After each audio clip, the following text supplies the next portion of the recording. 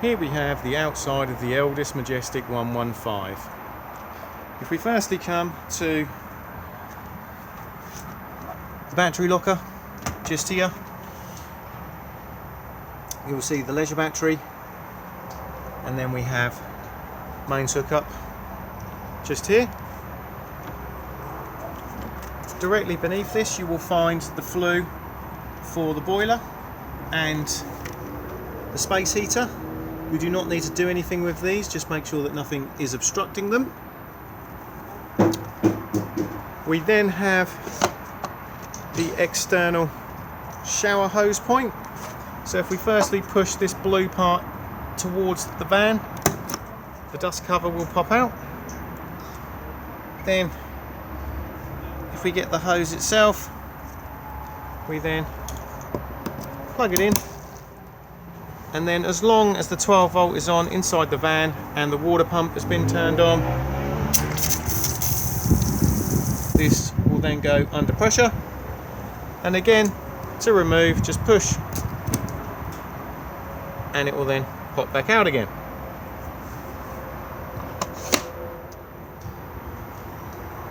As we then move further along, we have the fresh water drain just here.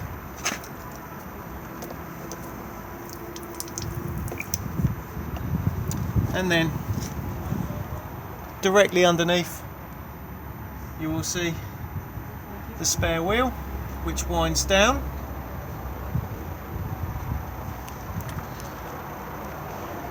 As we come round to the rear, we have the cassette toilet.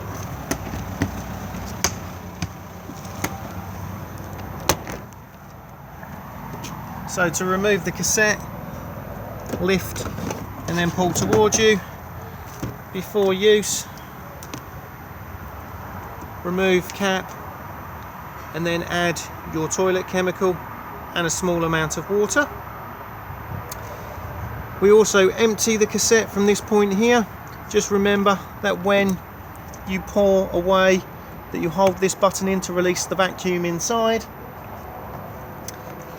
It is also advisable to keep this seal lubricated. Thetford do their own seal lubricant, but any silicone based lubricant is fine. And this is also a really quick and easy way of giving the cassette a good clean.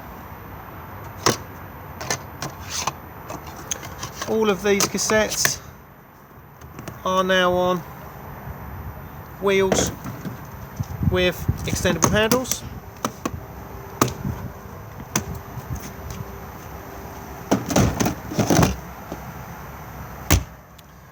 We then have fresh water into the van at this point here, so just slide up, pop your hose in to fill up the fresh water tank. This can also be locked. We then have the vents for the Dometic fridge. As this is a fully winterized van, it does come with winter covers, so you get one for the top, one for the bottom. They clip in like so. Then with a flat-headed screwdriver or the ignition key, just turn here and here to lock them into place, and then the fridge will just vent from this lowest point here, thus holding heat in the winter months. Do make sure that these have been removed for the summer periods, or otherwise the fridge will just overheat and not work correctly. We have the rear view camera just up here, and then as we come round, we have the barbecue point just here. So we'll see the adapter itself is still attached with a cable tie, so we just need to snip this and then attach this ribbed part to the hose of the barbecue, and then secured with a Jubilee clip. This end here then pops in where my finger is and will lock securely into place, and you will then be able to turn the gas on.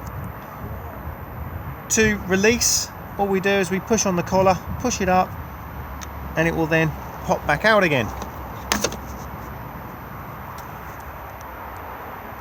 We have the Dometic rollout canopy just here. Grey water drain just here. and then the gas locker. There is space in the gas locker for 2 gas bottles. The regulator just sits here, and then the hose comes off the regulator and then screws into the propane bottle and is tightened with a gas spanner. Bottle on and off on the top. Do make sure that the bottle has been turned off for travel. We then have diesel fill point just here. Cap unlocks on the ignition key, and then AdBlue top up beneath that.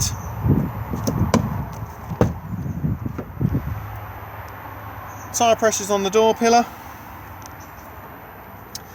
and jack and wheel brace all underneath the passenger seat. The vehicle battery just sits underneath this point here, and then bonnet release just here. Both driver and passenger seats are heated, just on the button here. The motorhome is alarmed,